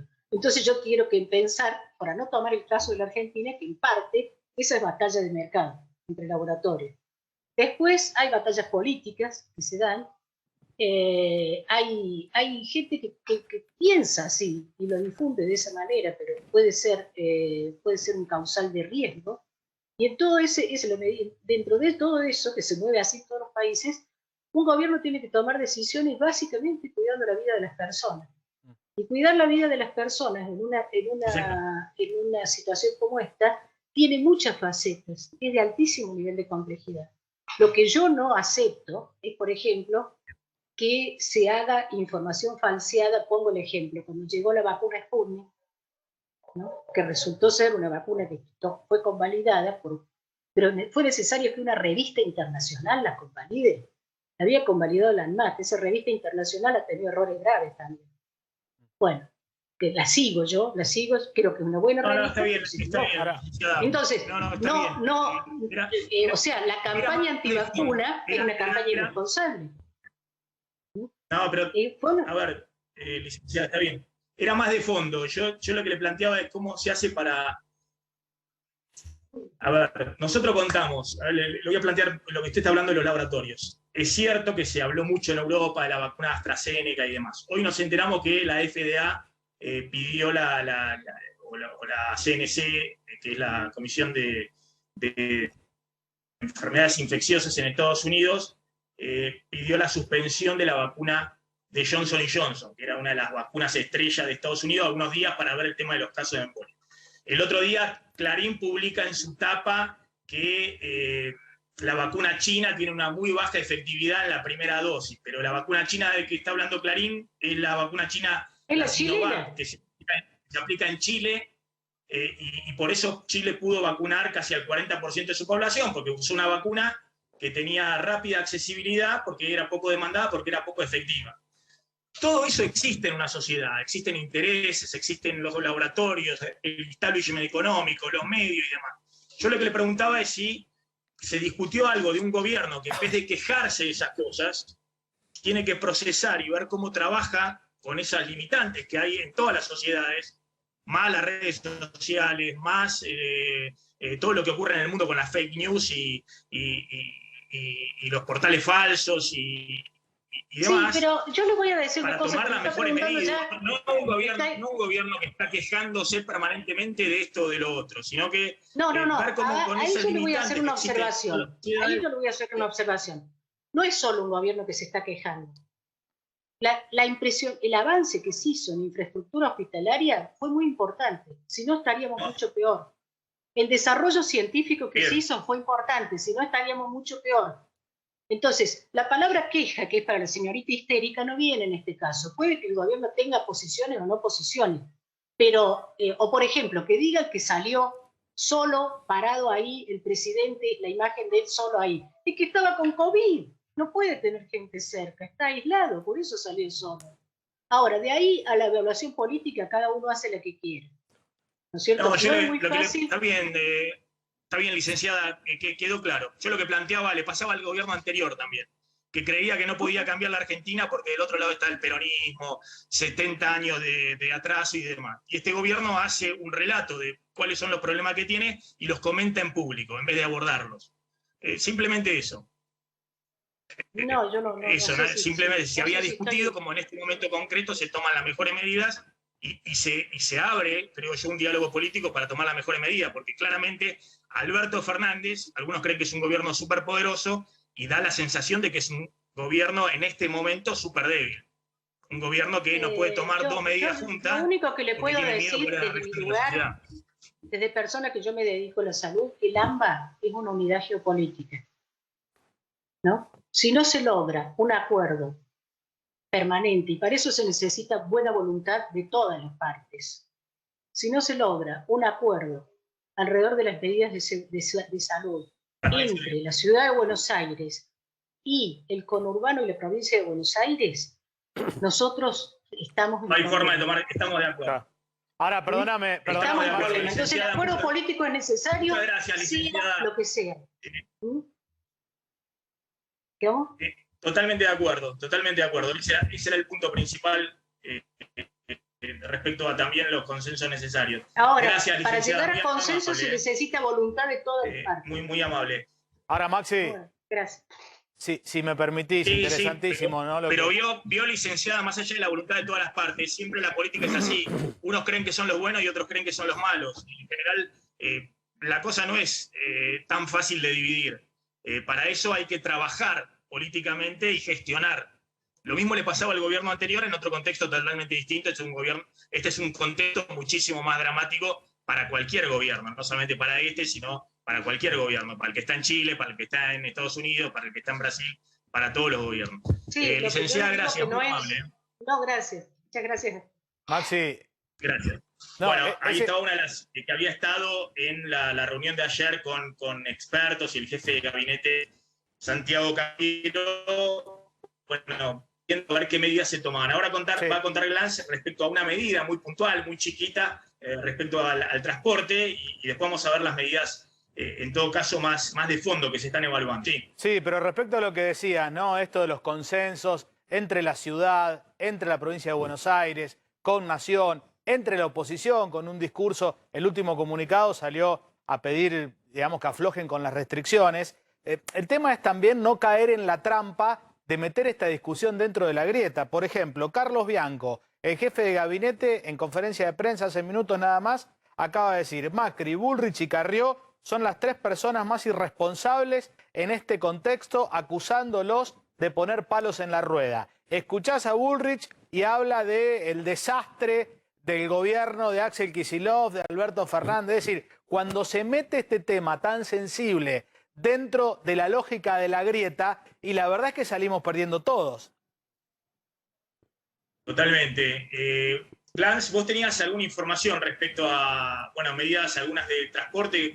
¿Hay algo nuevo que se esté lanzando por estas horas? Sí, Maxi, de hecho es una medida que ya se está implementando en muchas provincias y tiene que ver con lo que recién marcaba la doctora, la licenciada, las ventanillas de los colectivos. El Gobierno Nacional, que tiene jurisdicción sobre el área metropolitana, ya obligó a las empresas de colectivos, que en total son 8.000 unidades, a mantener las ventanillas abiertas y que se establezca algún dispositivo para impedir que los pasajeros puedan precisamente cerrar las ventanas, y en los casos donde haya poca circulación de aire, que incluso se retiren cristales para que pueda circular el aire, Maxi. Y es interesante, a ver, el 80% de los pasajeros que circulan en el área metropolitana lo hacen en colectivo todavía en el área metropolitana, Maxi. O sea, de los 6 millones de pasajes que por día, el 80% son en colectivos, por lo tanto es una medida que, digamos, va a ayudar a evitar los contagios dentro de las formaciones. Y aprovechamos, Maxi, para marcar un dato en lo que fue ayer el primer lunes desde que se aplicaron las nuevas restricciones. La tarjeta SUBE ayer se usó un 11% menos que el lunes anterior, que habían sido casi 6,5 millones de usos, o sea, cantidad de pasajeros que pasaron su SUBE, puede hacer 1, 2 o 3 viajes, bajó un 11%, fueron de 6,5 millones a casi 6 millones. Y algunos datos específicos del uso del transporte en el área metropolitana. Ayer el uso del subte bajó un 16%, primer lunes de las medidas de restricción. Los colectivos bajaron un 9% en el área metropolitana, que de todos modos todavía tiene un nivel de utilización muy alta, un 60% comparado con lo que era el mundo prepandemia. Y lo que sí, la mala noticia que está viendo el Gobierno Nacional, que no se redujo, sino que aumentó la cantidad de pasajeros que se subieron al tren en el área metropolitana. Ayer viajaron un 6% más de pasajeros comparado con el lunes anterior. Repetimos, el primer lunes de las restricciones y de los mayores controles que anunció el Gobierno Nacional para que solamente los trabajadores esenciales pudiesen utilizar el transporte público de pasajeros. Bueno, vamos a hablar con Hugo Magonza, que es el director del CEMIC, uno de los centros privados, que viene advirtiendo, como la mayoría de los centros privados, que hay una situación muy preocupante en términos de crecimiento de ocupación en los hospitales. Y tengan en cuenta que esto lo que estamos viendo hoy no está reflejado todavía en los hospitales. Lo que estamos viendo de la última semana de crecimiento de casos, o en las últimas 2 semanas, un crecimiento de 100% de los casos. Bueno, todo eso va a repercutir en las próximas semanas, mucho más de lo que está repercutiendo ahora en los centros de salud, ¿no? Siempre hay un rezago entre los contagiados y los que llegan a una situación de internación, de terapia intensiva. Hugo, gracias por atendernos, muy amable de tu parte. Al contrario, Maxi, muchas gracias por invitarme a hablar con ustedes. Bueno, contanos cómo estás percibiendo esa situación. Bueno, el CEMIC es uno de los centros modelo también, y tienen una gran cantidad también de camas de terapia intensiva, de internación. Bueno, ¿qué están percibiendo ustedes y qué estás viendo en términos de lo que está sucediendo con el sistema de salud público y privado? Bueno, tu descripción es muy adecuada a la realidad que nosotros vivimos. La ocupación está en términos del 85 al 95%, depende de las instituciones del sistema privado que vos estés analizando, y algunas llegan al 100% de ocupación en las unidades críticas. Pero también la sala general está en niveles de ocupación muy altos, entre el 85 y el 90%. O sea que esta situación que viene dándose de hace 4 semanas de incremento sostenido de los casos, como vos decís, tiene un derrame sobre el sistema de salud. Algunos, por suerte, pacientes, en su gran mayoría, pueden ser derivados a tener una atención domiciliaria con seguimiento desde el sistema de salud. Pero algunos de ellos, lamentablemente, por la situación de la gravedad, terminan siendo internados, y en algunos casos en las áreas de cuidados intensivos. Estas áreas de cuidados intensivos, hoy, como te digo, están entre el 90 y el 95%, y de eso un 70% son pacientes de COVID. Y lo que estamos observando es que hay un corrimiento de la edad respecto a otras mediciones y sobre todo el año anterior, que teníamos pacientes mayores de 70, que eran mayores de 60, si querés, para poner el número, y ahora estamos viendo que el 50% son entre 40 y 60 años. O sea que la edad está corriéndose un poco para abajo, y esto implica que los pacientes esos van a tener probablemente a lo mejor una respuesta mejor desde el punto de vista que tienen más respuesta en cuanto al estado de salud, pero también son pacientes que terminan siendo internados, a pesar de que la edad en general hasta hace un tiempo era como algo que los protegía. Hoy la edad todavía parece ser que a partir de entre 40 y 60 años ya no es un factor de salvarte de contagiarte de COVID. Claro, sí, ahí hay una gran cantidad de contagios. Contábamos al inicio del programa, hay una gran cantidad de contagios, y vos lo que estás diciendo, como nos contaba la jefa de terapia intensiva del Hospital San Martín de La Plata, está llegando también gente entre 40 y 60 años a la terapia intensiva. Sí, acá me parece que hay que tener en cuenta. La primera es lo que hace el sistema sanitario, que es, a mí me parece que el sistema de salud, en cuanto a respuesta sanitaria, ha sido más que satisfactorio durante el año 2020, y en algunos momentos lo hemos conversado. Me parece que el sistema de salud se preparó, a pesar de estar en una crisis estructural desde el punto de vista del financiamiento, se preparó creciendo el número de camas y aumentando la complejidad de las camas. Y de hecho, la mayoría de las instituciones crecieron entre un 20, un 30 y hasta un 50% en su capacidad de camas de sala, y en un porcentaje similar en algunos casos, a lo mejor un poco menor, en las unidades críticas, porque no es tan fácil crecer en unidades críticas, porque no solamente requerís tecnología, sino que requerís un recurso humano calificado. Ese esfuerzo que se hizo el año pasado, bajo condiciones realmente adversas desde el punto de vista del financiamiento, hoy se vuelve a hacer, pero es como la ley de los rendimientos marginales decrecientes. Vos podés hacer un esfuerzo enorme, pero te encontrás que el plus que le agregás al beneficio es relativamente más bajo, porque ya el gran esfuerzo fue hecho el año pasado y los márgenes ahora son bastante menores.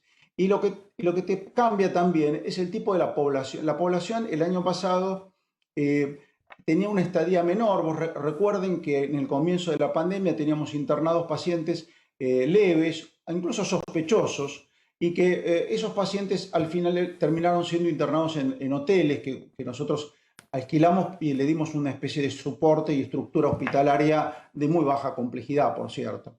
Esos pacientes hoy ya no están en los hospitales. Los pacientes que están en los hospitales son pacientes que están entre moderados y graves en la sala, o críticos en las unidades críticas. O sea que esos pacientes rotan muy poco. Entonces, este derrame que vos comentabas al comienzo, que es el crecimiento de los casos, el número de casos positivos, y ese número de casos positivos que deriva en pacientes que tienen que terminar internados, aunque sea muy poco, ese termina siendo ocupando los hospitales con una dificultad que es la distinta a los momentos tradicionales de un hospital en medio de una situación de alta ocupación, que es que la cama te rota menos y vos tenés una menor capacidad de hacer funcionar esa estructura que es la estructura de las camas, o sea, el operar las camas.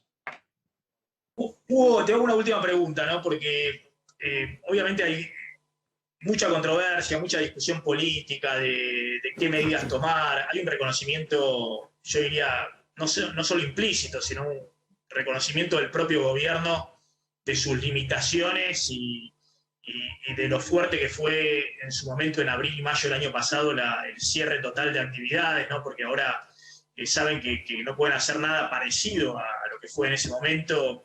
Nadie lo acataría, tendría un costo económico enorme y demás, pero bueno, hay todavía dudas de qué se puede hacer en este momento para frenar la cantidad de casos. Hubo el fin de semana distintas entidades, no sé si CEMIC también suscribió, que advirtieron respecto a una ocupación muy grande de terapia intensiva, diciendo que esto hay que frenarlo de alguna manera, hay que frenar los contagios de alguna manera, porque si no vamos a una situación de desborde del sistema de salud.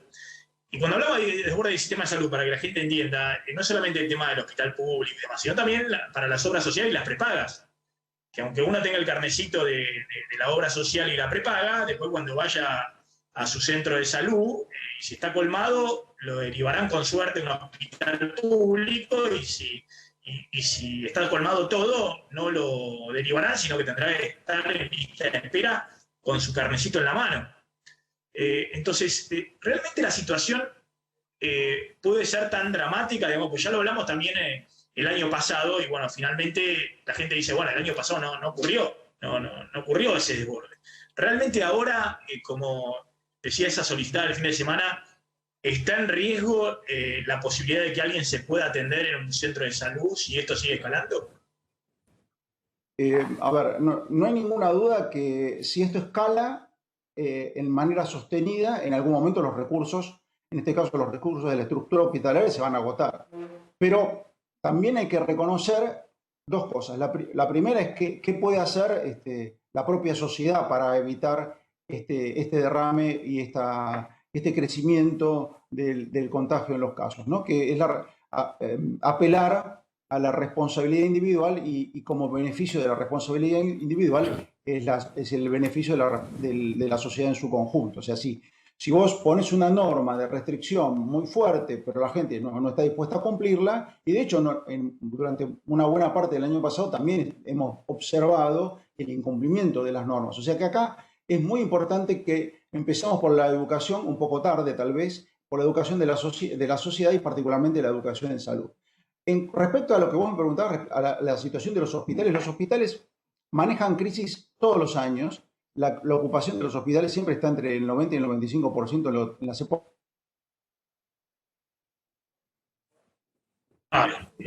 Me cortó. Agregame, Carlos, esto que hablamos de Juntos por el Cambio. ¿Qué puede suceder mañana en el Zoom que tienen 9:30 de la mañana todos los referentes de Juntos por el Cambio y la Mesa Nacional para discutir estos dos temas? Postergación de las elecciones, de las PASO, y el tema de las restricciones.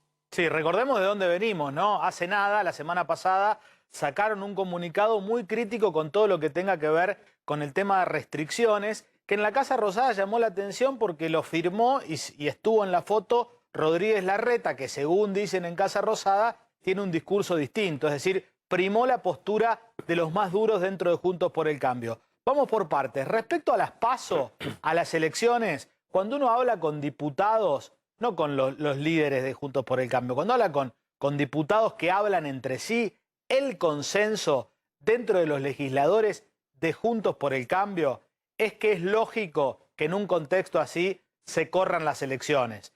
De hecho, se habló del tema cuando Guado de Pedro y Sergio Massa tuvieron la reunión de bloque y fue aceptado, ¿no? Esto de correr de agosto a octubre las elecciones PASO y de octubre a noviembre las elecciones generales. Respecto a las restricciones, ahí están un poco más complicados en Juntos por el Cambio en generar los consensos respecto a qué salir a decir.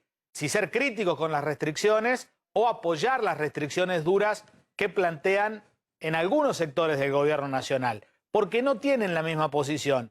Y ¿sabés? Cuando uno entra a escarbar un poquito dónde están los que tienen una posición más responsable o más afín a las restricciones, donde se paran las personas dentro de Juntos por el Cambio que tienen responsabilidades de gobierno. Cuando vos hablas con los gobernadores de Juntos por el Cambio, Gerardo Morales, por ejemplo, incluso el entorno de Rodríguez Larreta, el ministro de Salud de Rodríguez Larreta, a quien escucha mucho el jefe de gobierno porteño, y bueno, tiene una posición un poco más afín al gobierno nacional y a la cautela que implica ser responsables de un territorio, de una región. Y cuando hablas con dirigentes de Juntos por el Cambio que están más en una cuestión electoral y no tienen, no es ni bueno ni malo esto, ¿no? Pero no tienen la responsabilidad de lidiar con una gestión, por ejemplo, Patricia Bullrich, por ejemplo, el mismo Mauricio Macri, y tiene una posición un poco más crítica respecto a las restricciones que se pueden llegar a venir. Así que es historia con final abierto lo de mañana el Zoom. Igualmente las restricciones, Damián, que estamos hablando, ¿cuáles serían en concreto? Pero insistimos, no tocan industria, no tocan comercio diurno, no tocan construcción. En principio, no tocan las escuelas. ¿Cuáles serían las restricciones? A ver, la idea que ayer plantearon varios de los especialistas, Maxi, era ampliar el horario de prohibición de circulación. Hoy, recordemos, a partir de la medianoche y hasta las 6 de la mañana, la idea que propusieron era ampliarlo. ¿A qué horario? Y ahí hubo varias opiniones. Una de ellas era a partir de las 18, o sea, durante 2 semanas, hacer una suerte de toque de queda vespertino, desde las 18 y hasta las 6 de la mañana, o sea, durante 12 horas, que se pueda trabajar 12 horas y 12 horas que no se puedan circular. Y además, sumarle un toque de queda más restrictivo para los fines de semana, que comience el viernes por la noche y que se extienda hasta el lunes a la mañana. Lo que contábamos es que es el modelo que hoy se está implementando en Medellín, donde precisamente tienen estas 2 restricciones a la circulación. Por la tarde en la semana y totalmente para los fines de semana. Y ahí es donde lo que están buscando es, además, prohibir o restringir cualquier actividad que sea en lugares cerrados con mucha asistencia o mediana asistencia de personas, como hoy puede ser los deportes amateur en lugares cerrados que se permiten hasta 10 personas. Eso también están pidiendo que por ese mismo lapso de tiempo se prohíban. Sí, como decís, Maxi, no son medidas que afectan directamente, por ejemplo, a la construcción, pero sí a una parte del horario comercial. No nos olvidemos que Axel Kicillof la semana pasada anunció para la provincia de Buenos Aires que todo el comercio, menos la gastronomía, debe cerrar a las 20 en las zonas rojas, ¿no? En las zonas afectadas especialmente por las restricciones. La idea que ayer se propuso era que ese horario se baje a las 18 y que haya prohibición de circulación a partir de ese horario. Pero, de vuelta, son propuestas que se están evaluando, que no necesariamente significa que se vayan a anunciar, porque el gobierno nacional requiere consenso, en especial entre la ciudad y la provincia de Buenos Aires, para poder llevarlas adelante. Bien, vamos a hablar ahora un ratito con Claudio Zlotnik con el tema de los aumentos de gas y eventualmente de luz, cómo serían. Hay una interna dentro del gobierno y parece que se zanjó para uno de los sectores, además de lo que está pasando con la segunda ola y cómo cambió el escenario en los últimos 20 días. Y mañana vamos a analizar un poco este tema de que el gobierno está acordando con la oposición postergar las elecciones porque parece, en este contexto, creo que lo más sensato por el tema de buscar una mayor vacunación, alejarte de la segunda ola. Creo que hasta Elisa Carrió ha salido a decir que esto se puede conversar y que en este contexto es lógico, pero como desde el punto de vista económico, ojo que tiene un riesgo grande para el gobierno. Ojo que la última parte del año puede ser, y los meses previos a la elección puede ser muy compleja desde el punto de vista económico para el gobierno si no se dan señales claras de cuál es el rumbo y qué se va a hacer con la negociación con el fondo y lo que está tratando de hacer Martín Guzmán, que es achicar el déficit fiscal y la emisión monetaria. Vamos con Adrián Sack, que está en Estados Unidos, porque ha habido una novedad que llamó mucho la atención. Johnson & Johnson tenía una vacuna que creo que es una de las vacunas estrellas, porque tengo entendido que que es una sola dosis. Todo el mundo quería darse la vacuna de Johnson & Johnson. Y ahora el gobierno de los Estados Unidos, a través de una de sus agencias de control, ha suspendido por unos días la aplicación de la vacuna porque ha habido algunos casos adversos. Adrián, ¿qué tal? ¿Cómo estás? ¿De qué se trata esto? ¿Qué tal, Maxi? Buenas tardes. Mirá, se trata de esto. Tanto la CDC, que es el Centro de Combate y Prevención de Enfermedades Infecciosas, que es un organismo dependiente de la Casa Blanca directamente, como la FDA, ¿no? El máximo organismo regulatorio para medicamentos y alimentos aquí en los Estados Unidos, pidieron suspender. Ellos no tienen fuerza de autoridad para suspenderlo, eso lo tendría que hacer directamente el Departamento de Salud, ¿no?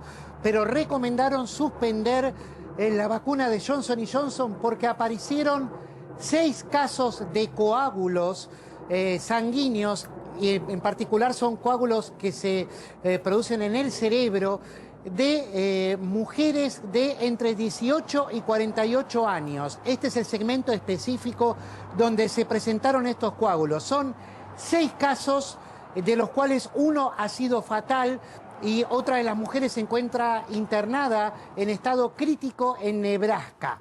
Bueno, habiendo pasado esto, pidieron justamente una suspensión para evaluar el vínculo exacto entre la vacuna y la producción, la generación de estos coágulos. Pero hay que dejar algo bien en claro. Son 6 casos entre 7 millones de dosis aplicadas de esta vacuna que, como bien anticipabas, es, o hasta el día de hoy al menos había sido la vacuna estrella aquí en los Estados Unidos, porque es la vacuna de una sola dosis. Con una sola dosis es suficiente para considerarte aquí completamente inmunizado y no tenés que repetir aplicación. De todos modos, bueno, para que tengas una idea, son 7 millones de dosis sobre 190 millones de dosis que se dieron ya al día de hoy en todos los Estados Unidos. Entre todas las vacunas, las otras 2 vacunas que están autorizadas aquí son la de Pfizer y Pfizer-BioNTech y la de Moderna, que requieren de 2 dosis y que usan otra tecnología, ¿no? Usan la tecnología de RNA mensajero, ¿no? Que usa una moleculita de grasa para transportar la información genética de la proteína del coronavirus, y no usan un adenovirus vector, no usan un virus inactivado, como usa la de Johnson & Johnson o como usa, por ejemplo, la de Oxford AstraZeneca, que es la otra que tuvo problemas con casos de coágulos y que también fue suspendida en otros países. Ahora, claro, no, por eso, más allá de que parecen muy poquitos casos, acá lo que llama la atención es el pedido de la FDA, que es una institución en Estados Unidos muy, muy importante, el organismo, la agencia que autoriza alimentos y medicamentos en Estados Unidos. Bueno, que está pidiendo la suspensión de lo que era la vacuna estrella hasta ahora. Todo el mundo se quería dar en Estados Unidos la de Johnson & Johnson porque era una sola dosis. Y además, bueno, obviamente está todo el tema de la marca atrás y demás, ¿no? Carlos, brevemente una pregunta para Adrián. Sí, digo, si esto puede tener que ver con la sensación que uno tiene cuando habla. Hoy a la mañana hablaba con un amigo que está en Miami y me decía, aquí están vacunando ya mayores de 16 años. Venís del exterior y te vacunan sin preguntarte nada, la ciudad está funcionando normalmente. Digo, esta sensación en Estados Unidos que ya pasó lo peor con el COVID y que se le ganó, bueno, se le ganó, ¿no? Falta todavía para el final de la pelea, pero que ya se relajan más. ¿Puede tener que ver con por ahí tomarse esa licencia de decir, bueno, suspendo tal vacuna cuando tengo la situación más controlada? Bueno, tiene un poco que ver con eso. De hecho, hace instantes nada más el doctor Anthony Fauci, el epidemiólogo más importante de aquí de los Estados Unidos, que trabaja codo a codo con la administración Biden, justamente dijo que él cree que no va a haber un impacto en el proceso de vacunación porque todas las personas que habían pedido un turno para vacunarse hoy en los próximos días con la vacuna de Johnson & Johnson, inmediatamente son derivados a las vacunas de Pfizer y Moderna, ¿no? Las de 2 dosis, justamente para que no decaiga este ritmo, que es lo que más esperanza justamente les aporta. Iba a decir les inyecta, estaba tentado con la metáfora, pero es lo que más lo que más confianza da aquí en los Estados Unidos para llegar a esa fecha límite que se han fijado, esa fecha mojón más que límite, que es el 4 de julio, el día de la independencia de los Estados Unidos, donde Biden imaginó a los estadounidenses ya inmunizados, ¿no? Y ya pudiendo compartir el asado del 4 de julio en los jardines de sus casas, la famosa barbacoa con otras personas sin necesidad de estar guardando distancia social o relajando las precauciones.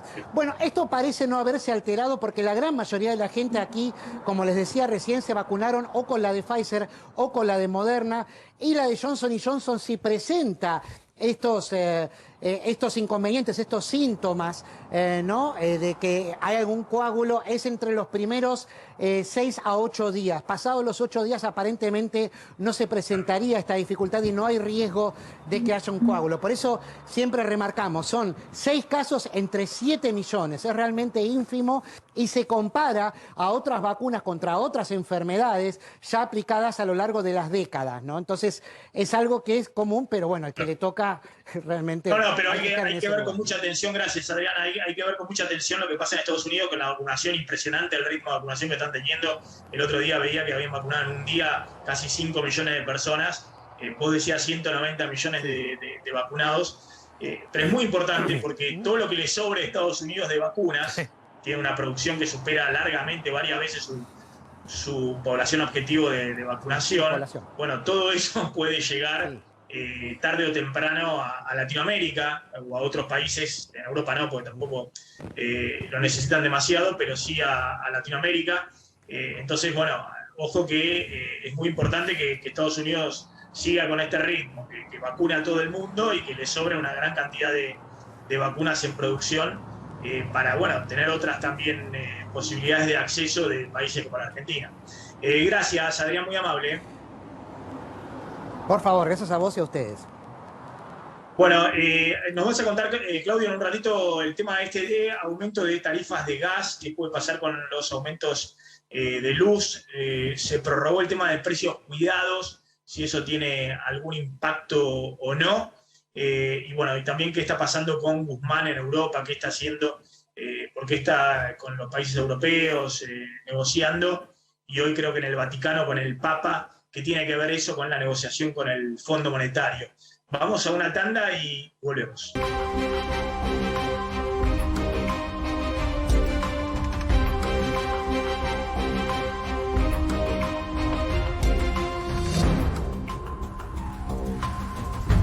Bueno, vamos a acelerar, Carlitos, un poquito. Está Hugo Magonza, que se había cortado la comunicación y que había quedado picando esa última pregunta de si efectivamente era tan así, tan inminente la posibilidad de un colapso en el sistema privado y público si no se frenaban los contagios. Hugo, ¿querés completar? Sí, aprovecho y redondeo un poco la idea. Yo creo que al ritmo que venimos realmente es complicado porque ya la ocupación es muy alta, pero también hay que tener en cuenta 2 cosas, o 3 por lo menos, que son del sistema de salud. Por un lado, se está haciendo las adaptaciones necesarias, o sea, el sistema de salud está tomando decisiones en este momento. Una de las decisiones que está tomando es ampliar la capacidad de prestación en la medida que es posible en su estructura, evitando las internaciones de pacientes que pueden ser postergados, y no muchos de estos casos pueden ser postergados, pero hay una gran cantidad de pacientes que hoy podemos, en cirugías selectivas o en internaciones programadas, que se pueden posponer un periodo, pero esto es para hacer una espera para que la curva se detenga o se enlentezca. Hay otra tarea que es la del Estado, que es ayudarnos a nosotros a que podamos cumplir con este rol, que me parece muy importante. Una cosa que ustedes estaban comentando y que me parece muy valiosa es el tema del transporte. Piensen que el personal del sistema de salud hace un año seguido que viene a trabajar prácticamente sin descanso y que para llegar a su lugar de trabajo a lo mejor tiene que salir muy temprano y tiene que tomar los mismos medios de transporte que toma el resto de la población, obviamente, pero además de eso tarda horas en llegar. O sea que me parece que hay que buscar la manera de facilitar los medios de transporte, porque el medio de transporte público es un lugar de contagio muy importante. Y por otro lado, y finalmente, ese es el pedir a la población la responsabilidad individual, ¿no? Que es asumir que tiene que tener un cuidado, porque más allá de unas normas de restricción que se podrían poner en marcha si la población no produce un autocuidado y no cuida a los demás. Va a ser muy difícil de detener el crecimiento de los contagios por coronavirus. Bien, Hugo Magonza, gracias del CEMIC, muy amable por habernos atendido. Muchísimas gracias a ustedes. Buenas tardes. Bueno, Damián, ¿tenés datos respecto a qué pasa justamente con la vacunación? Y bueno, datos que son preocupantes en términos del stock de vacunas. Se ha acelerado el ritmo de aplicación de vacunas, lo cual es bueno, pero a este ritmo hay que rápidamente renovar el stock. Sí, absolutamente. Y en ese sentido, Maxi, todavía no hay ninguna novedad sobre cuándo van a llegar los nuevos embarques. Está pendiente, por ejemplo, el envío de 2 millones de dosis de la vacuna de Sinopharm. El presidente dijo que iba a ser para esta semana, pero desde el Ministerio de Salud dicen que no hay ninguna novedad todavía. A ver, datos sobre el ritmo de vacunación. Maxi, vos lo decías, aumentó mucho. De hecho, los últimos 7 días marcan el récord de dosis diarias, un promedio de 150.000 dosis diarias en los últimos días, en los últimos 7 días, que de hecho fueron los que mayor cantidad de dosis se aplicaron en la Argentina. Te preguntabas, ¿cuántas quedan en este momento? Vamos a hacer el cálculo. De hecho, de la vacuna de Sinopharm están quedando poquito más de 1.300.000 dosis, 688.000 dosis que ya están repartidas entre las provincias. De la vacuna de AstraZeneca están quedando 102.000.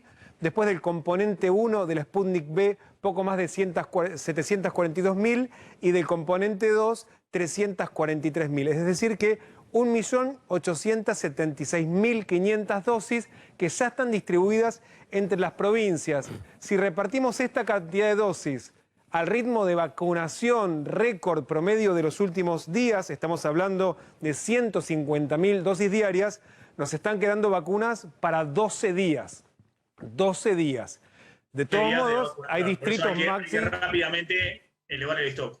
Claro, de todos modos, hay provincias como Córdoba, Santa Fe, San Luis o la Ciudad de Buenos Aires que vacunan a un ritmo promedio mucho más rápido, es decir, que en 4 o máximo 5 días ya se quedan sin dosis, y después hay provincias que, como San Juan, Corrientes, Misiones o Santa Cruz, vacunan mucho más lentos. En esos casos tienen vacunas como para 16 o 18 días más, pero lo cierto es que si el ritmo promedio se mantiene, en 1 semana y media, casi 2 semanas, la Argentina no tiene vacunas. Y repito este dato, las que están comprometidas, tanto la de Sinopharm, que son 2 millones de dosis, como las de Sputnik V, todavía no hay fecha para los nuevos embarques, como tampoco la fecha de confirmación de esas 900.000 dosis de la vacuna de AstraZeneca producida en la Argentina y envasada en los Estados Unidos, que debería llegar la próxima semana, pero todavía tampoco tiene fecha confirmada.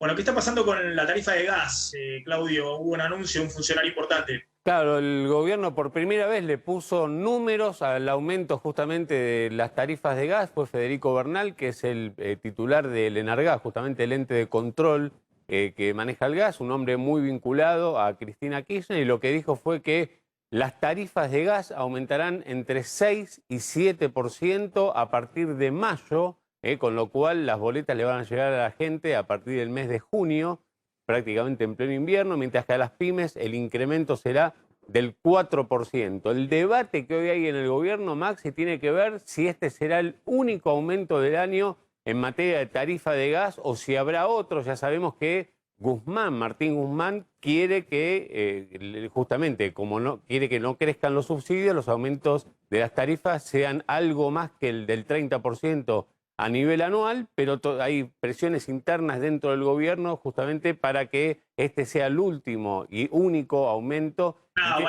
después de las elecciones, hay que ver cuando se hacen las elecciones, después de las elecciones va a haber aumento.